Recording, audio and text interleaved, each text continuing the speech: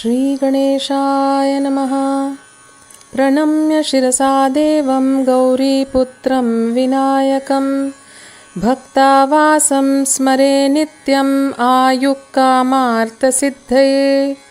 प्रथमं वक्रतुण्डं च एकदन्तं द्वितीयकं तृतीयं कृष्णपिङ्गाक्षं गजवक्त्रं चतुर्थकं लम्बोदरं पञ्चमं च षष्ठमं विकटमेव च सप्तमं विघ्नराजेन्द्रं धूम्रवर्णं तथाष्टमं नवमं बालचन्द्रं च दशमं तु विनायकम् एकादशं गणपतिं च द्वादशं तु गजाननं द्वादशैतानि नामानि त्रिसन्ध्यं यः पठेन्नरः न च विघ्नभयं तस्य सर्वसिद्धिकरं प्रभो।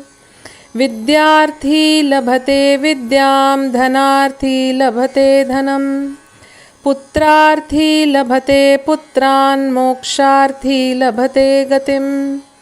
जपेत् गणपतिस्तोत्रं षड्विर्मासे फलं लभेत् संवत्सरेण सिद्धिं च लभते नात्र संशयः।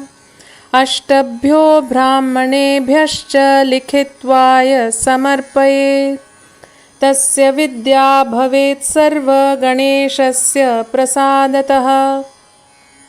इति श्रीनारदपुराणे संकष्टनाशनं नाम श्रीगणपतिस्तोत्रं सम्पूर्णम्।